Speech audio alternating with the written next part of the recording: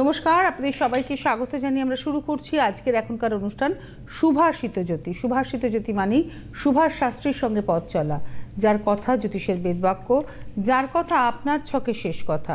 অনেক অনেক স্বাগত সুভাষদা। আমরা একেবারে 2024-এর শেষ শনিবার দাঁড়িয়ে রয়েছি। একটা বছর শুরু হয়েছিল আপনার নাক্ষত্রিক বিশ্লেষণের হাত ধরে, সেখান থেকে চলতে চলতে বছরটা শেষ হয়ে গেল। আপনি আলোচনা শুরু করেছেন শনিকাল নিয়ে। শনিকালের সঙ্গে সঙ্গে রাহু কেতু নানান গ্রহ চলে আসছে আলোচনায়। আজকেও নিশ্চয়ই আমরা সমৃদ্ধ হব আপনার কাছ থেকে এরকমই কোনো গুরুত্বপূর্ণ আলোচনা নিয়ে। তবে তার আগে কি একটা টেলিফোন নিয়ে নেব শুরুতে? রেমেডির রিফিউলিং চলছে, আপনার প্রতিকারের কাজ বলেছিলাম কিন্তু সবটা কমপ্লিট করে উঠতে পারিনি। প্রথমেই বলে দিচ্ছি ফোনের আগেই যে এটা আরও 2-3 মাস চলবে। 3 মাস আমাকে এক্সটেনশান করতেই হবে। আজকের এই শেষ শনিবারে বলতেই হচ্ছে যে মার্চ পর্যন্ত টানতে হবে অলমোস্ট, কিন্তু মার্চের মধ্যে আমি শেষ করে দেবো। কারণ এত যারা বাইরে থাকে, দিল্লি থাকে, অন্য স্টেটে থাকে, তারা এখন আসছে হলিডে ওয়াইজ, তারা এসে বলছে রেমেডিগুলো আপগ্রেড করা 15 বছর আগে 20 বছর আগে দেখিয়েছে। তো সেইটা চলছে। রেমেডি দিলে সঙ্গে সঙ্গে আপগ্রেড হয় না, দিলে 5 দিন 7 দিন রাখতে হয়, 3 দিন 4 দিন 5 দিন অ্যাজ পার মানে তার যেরকম হবে সেই অনুযায়ী। তো সেই চলছে, 3 মাস আরও চলবে। ফোনও একটা ঢুকেছে। নমস্কার, কে রয়েছেন? হ্যালো। হ্যালো, কে বলছেন, কোথা থেকে বলছেন? আমি মেদিনীপুর থেকে বলছি। কার সম্পর্কে জানেন? জন্ম তারিখ বলো, জন্ম তারিখ বলো। 1-10-2000। কার সম্পর্কে জানেন? ছেলে 1-10-2000 বললে তো? হ্যাঁ, বলো। সকাল 8টা 10। দাঁড়াও আমি মারিনি। 1-10-2000 সকাল 8টা 10।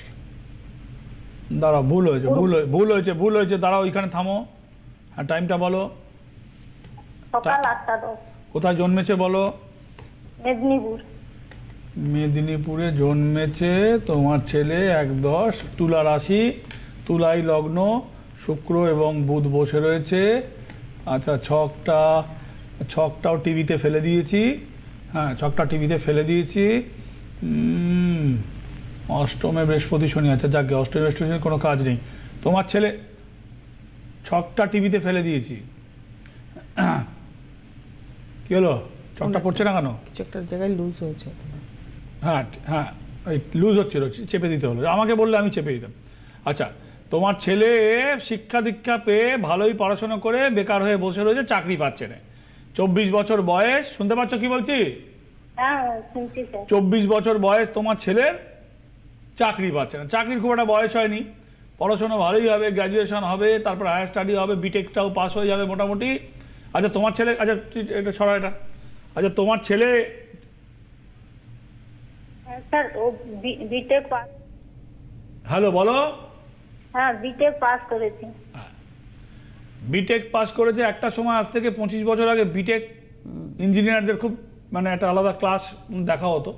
বিটেকটা অনেক পড়াটা কঠিনই রয়েছে, সাবজেক্টটা অনেক ইজি হয়ে গেছে। মানে বিটেক বেকার প্রচুর ঘুরে বেড়াচ্ছে এখন। মানে তো তোমার ছেলে বিটেক পাস আর চাকরি পাচ্ছে না। তো চাকরি পেতে আরও 1-1.5 বছর সময় লাগবে। ও তো পাস আউট তো হয়ে গেছে। 25-এর শেষের দিকে চান্স আছে। চাকরি তো ঝট করে এখন পাবে না। শুনতে পেলে কি? আমি বলছি স্যার, ওর কি কোনো হায়ার স্টাডিজের যোগ আছে? হায়ার স্টাডিজ তো করতেই পারে, হায়ার স্টাডি করতেও পারে, যোগও আছে, কিন্তু চাকরিটা পেতে গিয়ে সমস্যা হবে। বুঝতে পারছো কথাটা কি বলছি? হ্যাঁ স্যার। তাহলে উত্তর তো দিলাম।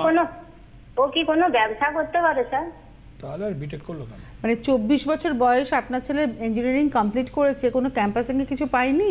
না, পাইনি। হায়ার স্টাডি হবে আপনি বলেছেন যে পড়াশোনা অত্যন্ত ভালো, পড়াশোনা করে বেকার বসে আছে। হায়ার স্টাডি হবে, করলে হায়ার স্টাডিটা হবে, কিন্তু আলটিমেটলি লাইফ হবে না। প্রতিষ্ঠা পেতে গিয়ে, কেরিয়ারে ঢুকতে গিয়ে, প্রতিষ্ঠা পেতে গিয়ে আরও 2 বছর সময় লাগবে। তোমার ছেলে যদি চায় এই 2 বছরে অন্য কোনো 1.5 বছরের কিছু কোর্স করতে পারে। স্যার ও কি গেট মানে এমটেক করবে না এমবিএ করবে? এমটেক করে এই ছকে যাবে না, কারণ ওর শনি নিচস্থ আছে। এখানে এমবিএ করতে পারে। এমবিএ যদি করে, এই ছকের এমবিএ সাবজেক্ট হবে ফিনান্স।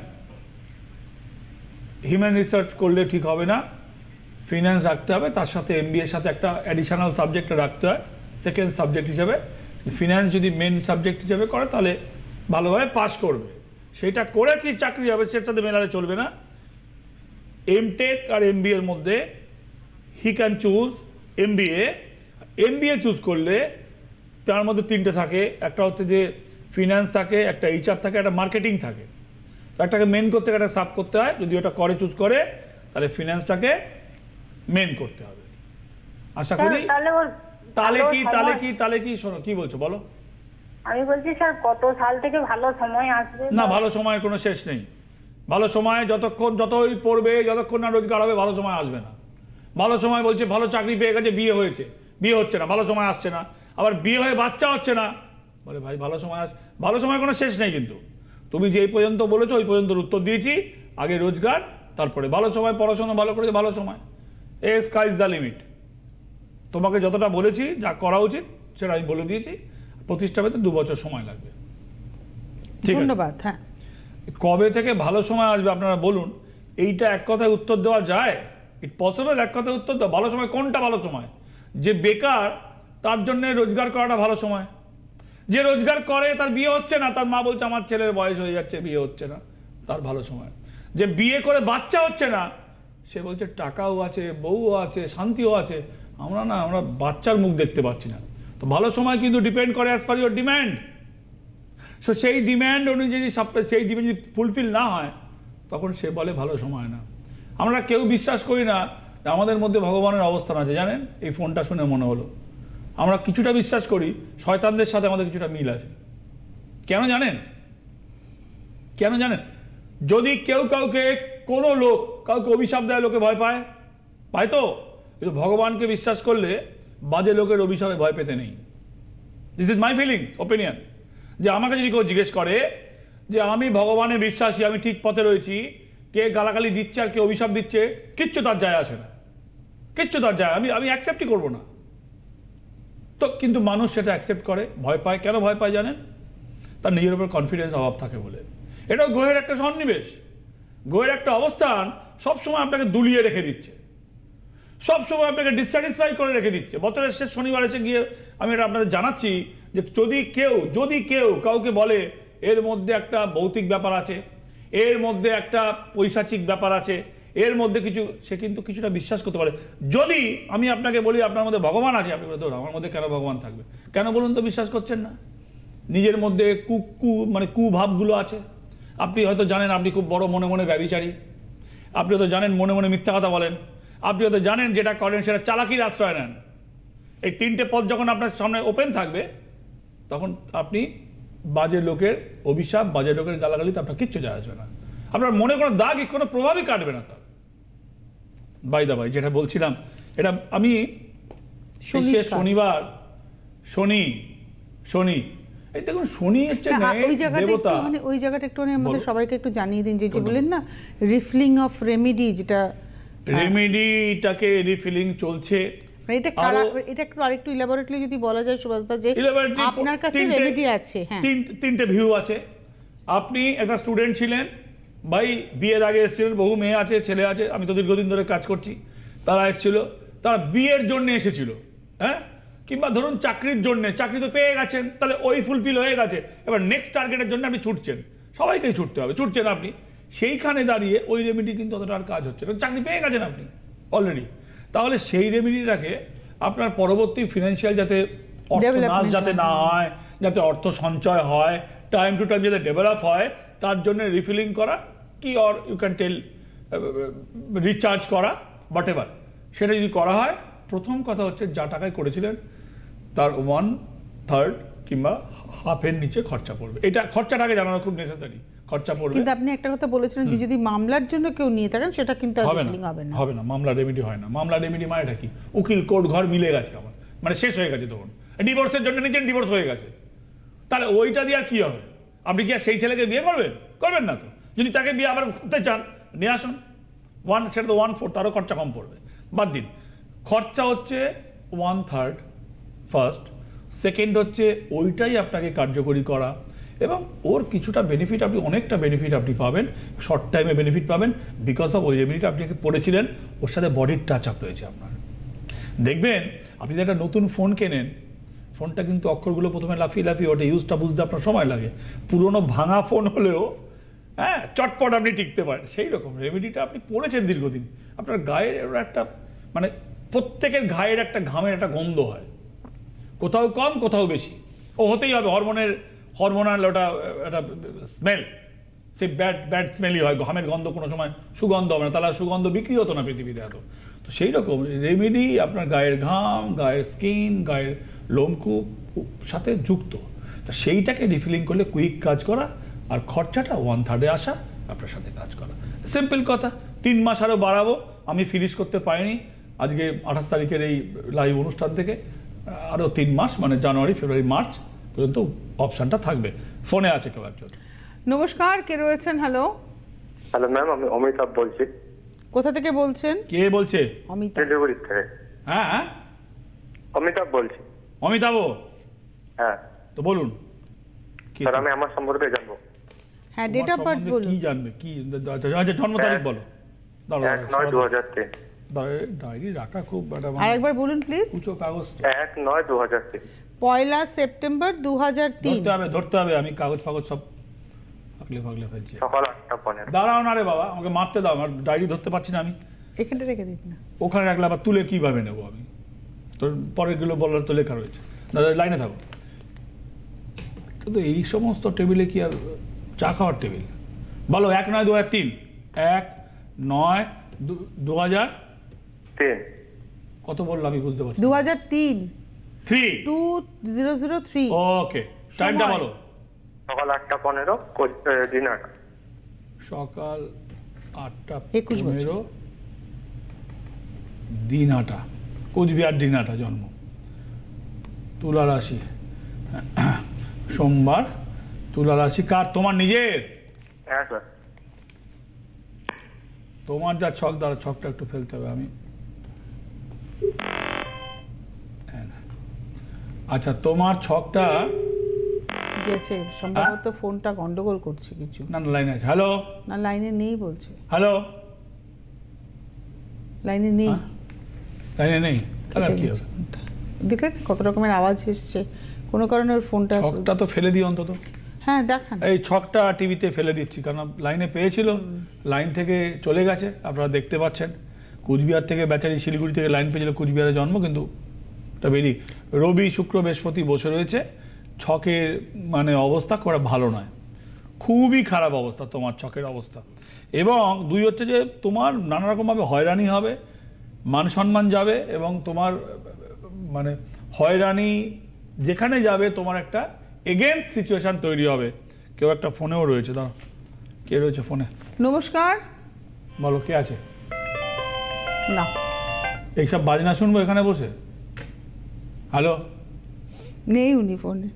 কি রে, এ তো আমরাই বাজনা শুনছি। হ্যাঁ, তার থেকে একটা কথা বলছিলাম। হ্যাঁ, এবারে আমরা আসবো শনির কাল, তাই তো? এটা শনির 2000। কাল তো আপনি চলছে। আমাকে খালি একটা কথা বলুন সুভাষ দা। বলো। আমি শুরু করেছিলাম গত 2 সপ্তাহ আগে, মনে হয় আপনাকে বলেছিলাম যে আপনি সবসময় নক্ষত্র নিয়ে বলে গেলেন এই বছরটা।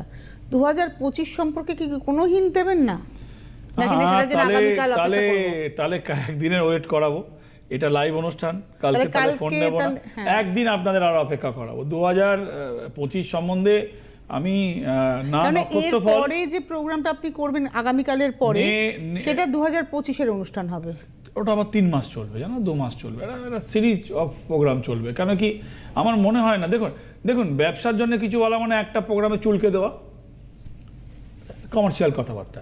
একটা মানুষকে বোঝাতে গেলে, তার হাউ টু চেঞ্জ এটা বুঝতে গেলে তার একটা 2, 4, 6, 10টা এপিসোড লাগে একটা সাবজেক্টের উপরে মিনিমাম জ্ঞান অর্জন করতে গেলে।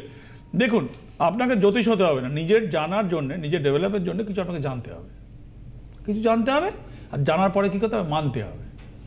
সিম্পল জিনিস। লোকে খাবার জন্যে 2 দিন পরে সেজে গুজে সব রেস্টুরেন্টে ভিড় হবে। হ্যাঁ, তারপরে কোম্পানিদের দিয়ে সাইকেলে করে সব বাইকে করে খাবার আনাতে হবে। কোনো জায়গায় যাওয়ার আগে সাজতে হয়, ছেলেদের মেয়েদের দুজনকেই সাজতে হয়। তো সেই রকম কিছু নিজের ভালো করার জন্যে কিছুটা মিনিমামটা জানতে হবে, মানে শুনতে হবে, শুনতে হবে, আর শুনে কিছু মানতে হবে। আমার এই অনুষ্ঠানে শনি সম্বন্ধে লাস্ট 7খানা অনুষ্ঠানে কন্টিনিউ বকবক করেছি, আপনারা অনেকটা জেনেছেন। জানার এখানে শেষ নয়, আর এর থেকে বেশি জেনে আপনার কোনো লাভ হবে না। আপনার কোনো লাভ হবে না। আমি দুটো তিনটে জিনিস আমাকে দু একজন রিকোয়েস্ট করেছে, কর্পূরেরটা বুঝতে পারিনি। কর্পূরগুলো বাড়ির ঘরের কোনায়, দুটো কোনা দেখবেন যেগুলো ইউজ হয়, যে কোনাগুলো যাতায়াত করি আমরা, সব কোনা অনেকে খাটটা লাগানো থাকে, যার যেতে পারে না, কোনায় সাদা পুটলি দিয়ে ন্যাকড়া দিয়ে বেঁধে বেঁধে রাখবেন। পুটলি কমে গেলে ভালো, না কমে গেলে কর্পূর আর গোগুলকে একসাথে মিলিয়ে শনিবার করে সেগুলো সন্ধেবেলায় ঘরে জেলে দেওয়া। এক। দুই হচ্ছে যে কয়লার কথা বলেছিলাম, দেখুন শনি কালো রঙের, নীল কিন্তু নয়, ব্ল্যাকের সাথে নীল মেলালে কালো রং তো সেটাই যেটা আমরা চোখে দেখতে পাই না, ব্ল্যাকের তো কোনো নিজস্ব কোনো রং হয় না। তো সেই কয়লা মানে বলে না, সেই কয়লা মানে কয়লার থেকে যদি কিছু কালো হয় সেটা হচ্ছে কলঙ্ক হচ্ছে কয়লার থেকে কালো। তো কলঙ্কর পরেই কয়লাটাকে পাওয়া যায়, সেইটা নিয়ে এসে জলে ভাসানো, মানে অনেকে পোড়ানো কিংবা ভাসানো। পোড়ালে গাছের গোড়ায় পুঁতে দেবো, টবে, এখন তো আর মাটি নেই, টবে পুঁতে দেবো। আর যদি না পোড়াই তাহলে নিজের যা ওজন, আমার যা ওজন, সম্ভব? হ্যাঁ, যে নিজের ওজন অনুযায়ী কয়লা জলে ফেলা, এটা না নিজের ওজন অনুযায়ী তো নয়। তো ওটা বলছি তো, আমার যা ওজন, ধরে নিন আমার ওজন, আমার নিজের ওজন 70 কিলো, 70 কিলো, আমি আমার ওজন বলছি 70 কিলো। তাহলে 70 কিলোকে মাইনাস, আমি যদি 70 কিলোর জন্যে 6 × 10 = 60, আমি 6 কিলো কয়লা জোগাড় করে ভাসাতে পারি। আচ্ছা, তো 6 কিলো কয়লা কি, কেন পারবো না? না সেটা পারবো, 70 কেজি তো সম্ভব না। আগে তো তাই হতো, যত ওজন তত সোনা দিয়ে পাল্লায় তুলতো, এক সময় তো তাই হতো। বলে তোমার যা ওজন অত ওজনে পাল্লায় তুলে একদিকে রূপো চাপিয়ে দিত। আজ থেকে বেশি দিন নয়, 200 বছর 300 বছর আগে রাজস্থানে যান না, উদয়পুরে যান, জয়পুরে রাজবাড়িতে গিয়ে দেখো, ওইখানে বড় বড় পাল্লা আছে, সেই পাল্লায় বসতো আর একদিকে রূপো চাপাতো, রূপোর বাসন কোসন চাপাতো। মহারাজাদের ব্যাপার। আপনি আমি কোথায়, আপনাকে তো বলিনি রূপো ফেলুন, সোনা ফেলুন, তামা ফেলুন। আপনার ওজন 50 কিলো, আপনি 5 কিলো কয়লা জোগাড় করবেন, আর সেটাও মাত্র 3 মাসে একবার। তো বছরে 4 বার করলে তো আপনি রেহাই পেয়ে যাবেন শনিতে। এটা ইট পসিবল, ইজি। হ্যাঁ, আগে তো যত ওজন তত একদিকে সোনা কিংবা রূপো চাপানো হতো। সেগুলো কি হতো জানেন? সেই রূপগুলো গলিয়ে ভগবানের ভোগের থালা তৈরি হতো দোষ খণ্ডনের জন্যে। সে আমি জানি, সে বললে করবে কে? কিন্তু আমি যেগুলো বলছি, এইটা কয়লা জোগাড় করা অসুবিধা হতে পারে আপনার পক্ষে। আই এগ্রি, বড় শহরে থাকেন, কয়লা কোথায় পাবো, চারকোল কোথায় পাবো, কিন্তু জোগাড় করতে পারলে এটা পসিবল, এটা সম্ভব, এটা নট ইম্পসিবল। কে আছেন ফোনে? নমস্কার, কে রয়েছেন? হ্যালো, নমস্কার ম্যাডাম, কে বলছেন? জয়নগর থেকে বলছি, সুরজ সাহা। জন্ম তারিখ বলো, ছোট করে জন্ম তারিখ বলো। জন্ম তারিখ 23/6/94। 23/6/94। 1900 তো হবে, ধরো 23/6/94। টাইম বলো। সকাল 8:30। 1994। জন্মস্থান কোথায়? জয়নগর? জয়নগর ম্যাডাম, জয়নগর। ভুল ভালো হয়েছে। দাঁড়া, সব গন্ডগোল পেকে যাবে এক্ষুনি। 23/6/94। যা বাবা, পাগল হয়ে যাচ্ছি। 23/6/94। টাইমটা বলো। 8:30। 8:30 স্যার। সকালে? হ্যাঁ, সকাল 8:30। সকালে 8:30। আচ্ছা, তোমার হচ্ছে ধনু রাশি, তোমার তার মানে 7:30 গেছে সবে। আচ্ছা, তোমার তাহলে কি হবে? তোমার রোজগার বন্ধ। তুমি কি করো? স্যার একটা কোম্পানিতে চাকরি করতে। চাকরি চলে যাবে, শুনতে পাচ্ছ কানে? হ্যাঁ স্যার। চাকরি আছে না গেছে? চলে গেছে স্যার। তাহলে বলছো না কেন তুমি? এই ছকটা ফেল। হ্যাঁ দাদা, হ্যাঁ ছক ফেলেছি। তোমার চাকরি, তোমাকে কি বললাম, এইখানে তোমার অষ্টমে শনি আছে, তোমার বিয়েও হবে না। তোমার অষ্টমে শনি, তোমার বিয়েও হবে না। 30 বছর বয়স, খুব বেশি বয়স হয়নি তো, কিন্তু তোমার বিয়ে হবে না। তোমার চাকরি চলে গেছে বললে কোনো মেয়ে বিয়ে করবে না। হ্যাঁ, কোনো মেয়ে করবে না। সত্যি কথা বলুন, খারাপ বলুন, ভালো বলুন, আমাকে কিছু আসে না। তোমার চাকরি চলে গেছে, প্রাইভেট চাকরি হবে, সরকারি চাকরির যোগ নেই। 30 বছর বয়স, 31 হবে। চাকরি তোমার কতদিন বসে আছো তুমি? স্যার এই 1 মাস হবে স্যার। 1 মাস। তো চাকরি একটা পাবে, প্রাইভেট কোম্পানির চাকরি একটা পাবে। হ্যাঁ, টাইমটা দেখা। হ্যাঁ, চাকরি একটা পাবে 1 নম্বর।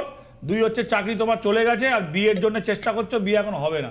আগে একটা জব পাও, তোমাকে তো মেয়েকে তো বলতে হবে যে আমি কি করি, নালে নালে নালে হ্যাঁ হ্যাঁ স্যার, অবশ্যই স্যার।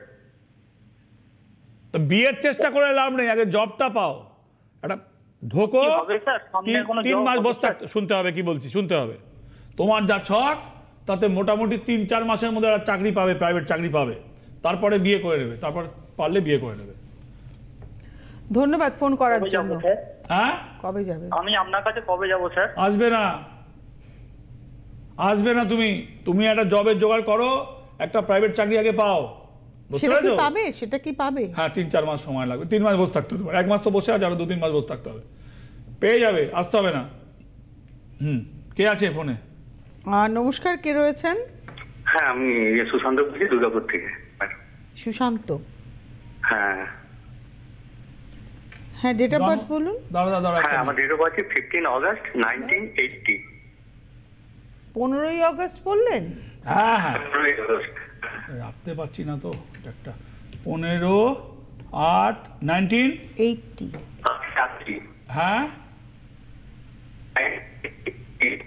আপনারা নেটওয়ার্কে আসুন সুশান্ত, আপনার অডিওটা কেটে যাচ্ছে। জন্ম তারিখ, জন্ম সময়টা বলো। জন্ম সময় সকাল 10:50। 10:50 সকালে। কোথায় জন্ম? আমার দুর্গাপুরে। 15ই অগস্ট 1980 হয়ে গেছে। সকাল 10:50 দুর্গাপুর। হ্যাঁ, দুর্গাপুর। হ্যাঁ হ্যাঁ 1980 বললো তো? হ্যাঁ 1980। তার মানে তোমার এখন বয়স 44 বছর বয়স। হ্যাঁ, আর তোমার হ্যাঁ। তো রোজগার হবে না, রোজগার পাতি তোমার তো খুব অবস্থা খারাপ। হ্যাঁ, তোমার আর ওই জন্যই তো। তো তোমার তো আমাকে দেখাতে আছে, ভিজিটও নেই। তুমি যে আমার কাছে আসবে, তোমার তো ভিজিটটাও ধার করে আনতে হবে। তোমার ছকের অবস্থা ফেলছি, ছকটা শনি চন্দ্র মঙ্গল বসে রয়েছে, খুবই খারাপ অবস্থা। তোমার 25-এ আরও দুর্গতি তৈরি হবে, আরও দুর্গতি তৈরি হচ্ছে। এই বৃহস্পতি নিয়ে আগামীকালের আমি অনুষ্ঠানে আমি সেটা এইমাত্র বলছিলাম, তোমার জীবনে আরও দুর্গতি তৈরি হচ্ছে, মানে তৈরি ঘনাচ্ছে, আরও কাজকর্ম বন্ধ হয়ে যাবে, কাজকর্ম বন্ধ হয়ে যাবে। কি করতে তুমি? শুনতে পাচ্ছি না, কথা কেটে কেটে যাচ্ছে, আপনি একটু জায়গা পরিবর্তন করে বলুন। হ্যাঁ, তার আগে আমি একটা প্রাইভেট কোম্পানিতে করতাম, তারপরে তো আমি চাকরি তুলে বসে আছি এখন আইডিয়াল। বসে আছে, আইডিয়াল বসে আছে পাকা। দেখো কি হয়। তোমার তো এই মুহূর্তে কোনো আমি হোপফুল কিছু শোনাতে পারছি না, সময় লাগবে। মানে আগের ছকে বললেন 3 মাসের মধ্যে, 1 মাস বসে ব্যবসা 2 মাস আরে ও কি? পিয়নগিরি পাবে, ও তো সেরকম চাকরি করতো না। ব্যবসাও সময় লাগবে, তাহলে 1 বছর সময় লাগবে।